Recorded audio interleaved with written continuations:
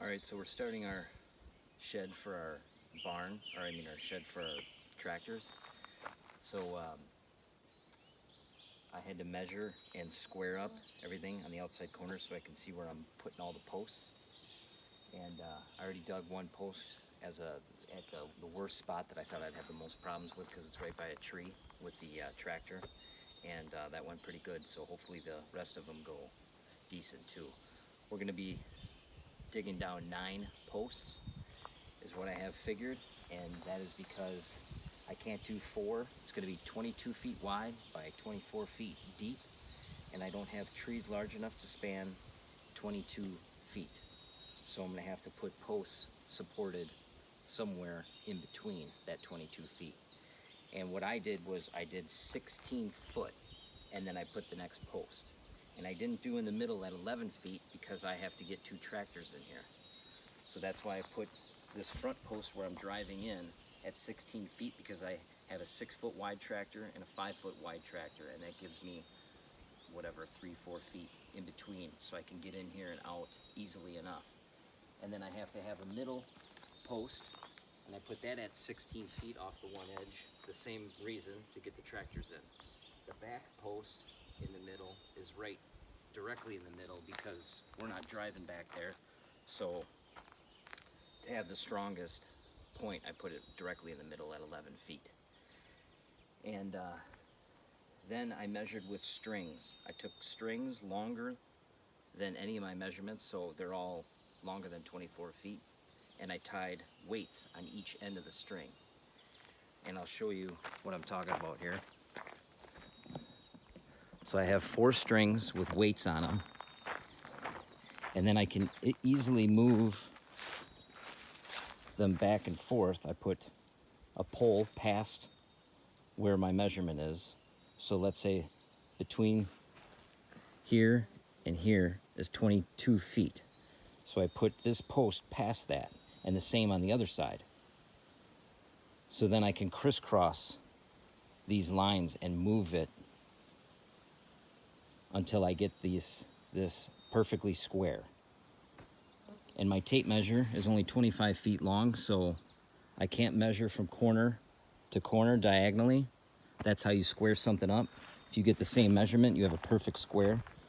The other way you can do it is you can measure from here 3 feet, measure from there again, over on this side 4 feet, and measure in between, and you should get 5 feet. And then you have a perfect square corner. So that's what I did. And the way I did it was I just took a little teeny piece of string and I just rolled it over this string to get my 3 feet. That way I can move it easily enough. And the same thing over here. And the wind really doesn't, it's not windy today, so I can just, move it or whatever until I get 4 feet. And then over here, 3 feet, measure between 5 feet. So I got all that done. And then I spray painted where my posts are gonna go.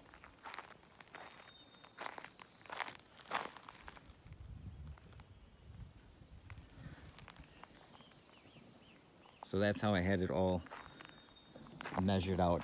Now it's spray painted on the ground, and we can move the strings out of the way and we can start digging. I have a post hole digger for my tractor that I got used for like 200 bucks, which that's a pretty nice post hole digger for 200 bucks.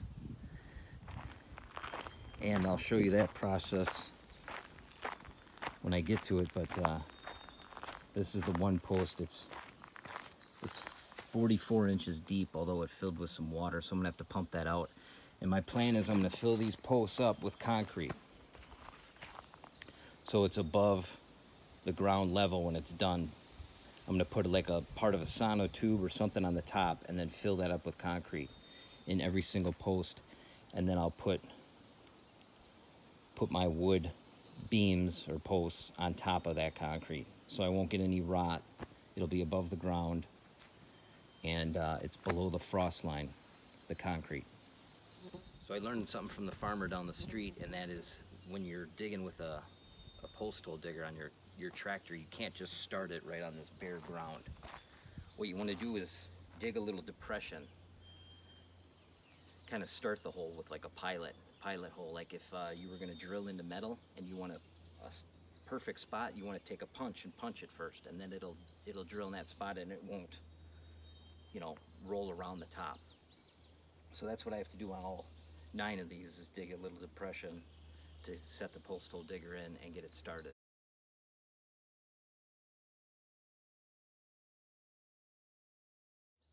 And then we should be good. It'll be in the right spot.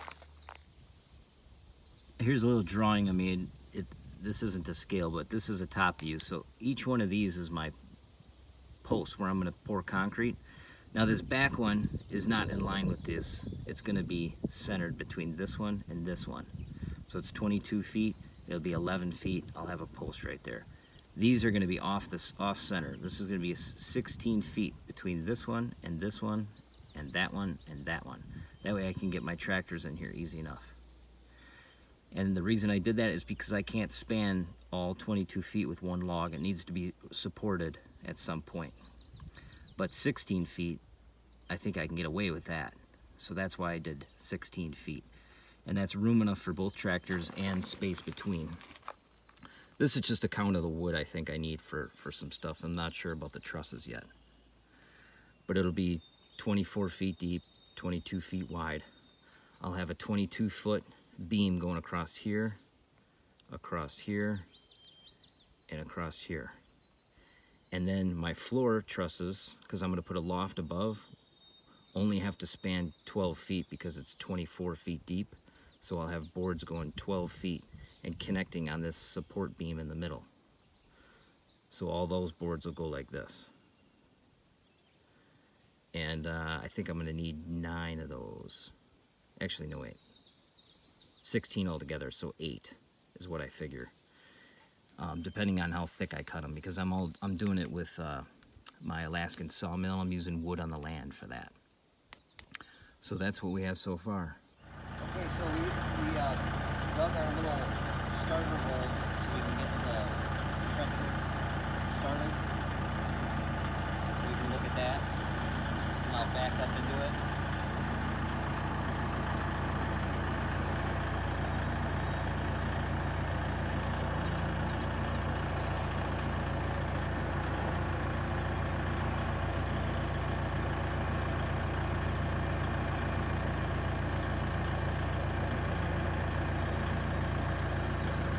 Once we have it level, I put my bucket down so we don't move, and then we can start the PTO.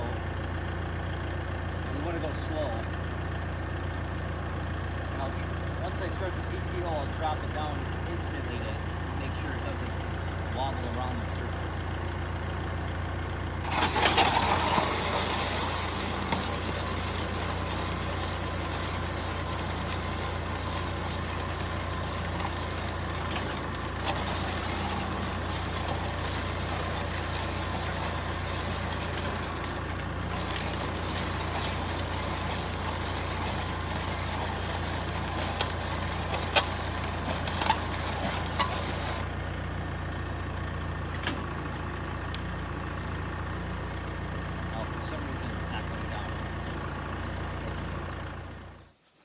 So we started on that one, and it wouldn't push down. It was riding on top of a couple rocks. So the farmer down the street gave me this thing because I asked for his advice. I've never used one of these post hole diggers before.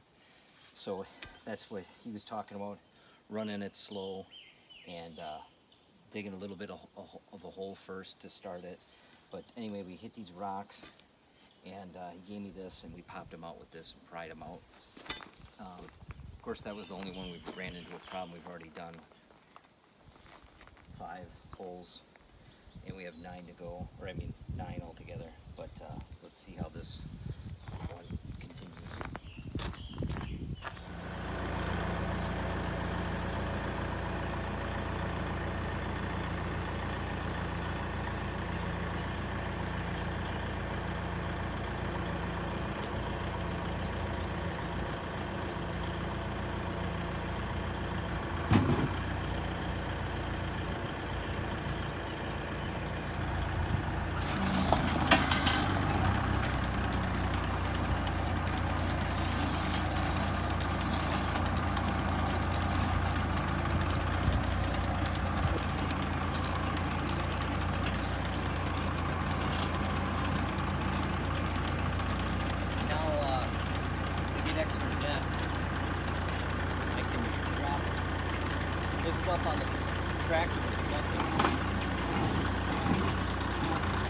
a few more inches. I think the frost line here is like 42 inches.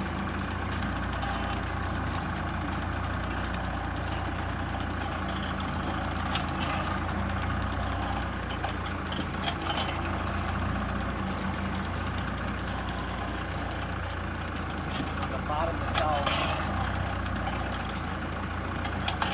And I'll stop the PTO and lift it.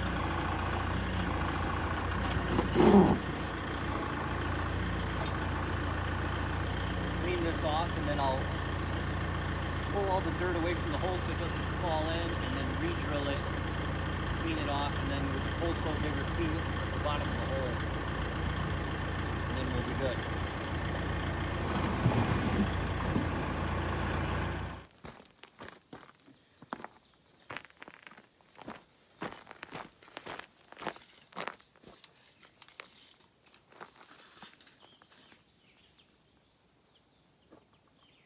Right about 46,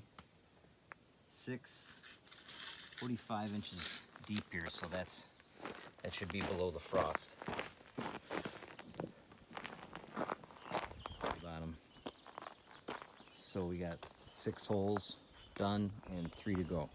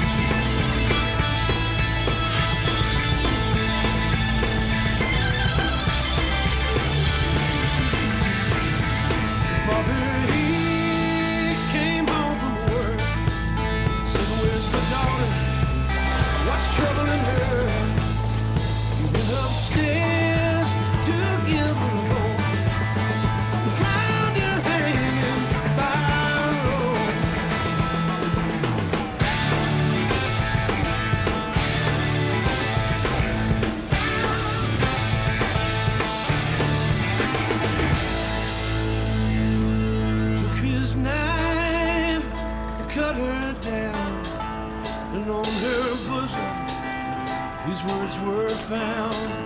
Well, dig my grave, both wide and deep. Place a marble stone in my head and feet.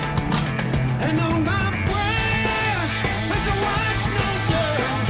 Won't you tell the world that I died for love? Won't you tell the world I died of love? Tell the world that I died for love. Won't you tell the world that I died for love?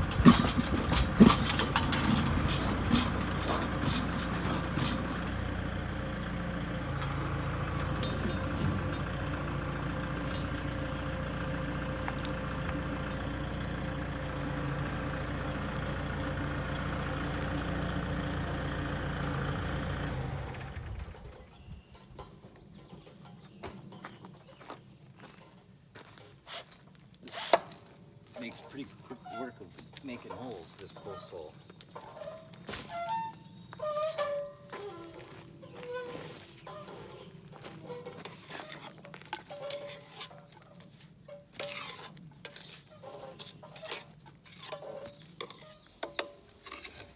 Some rocks fall down the hole. Did they?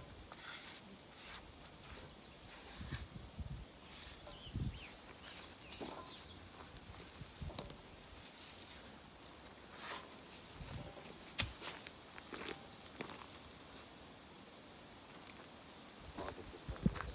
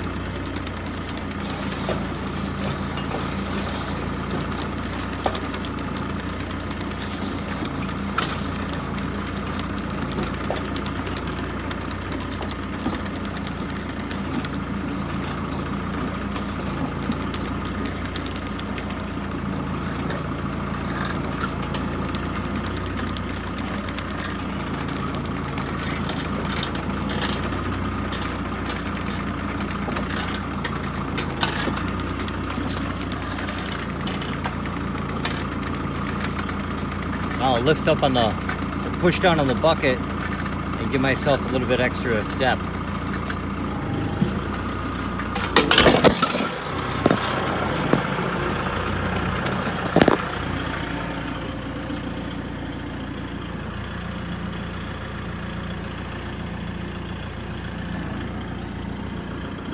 Crisis averted.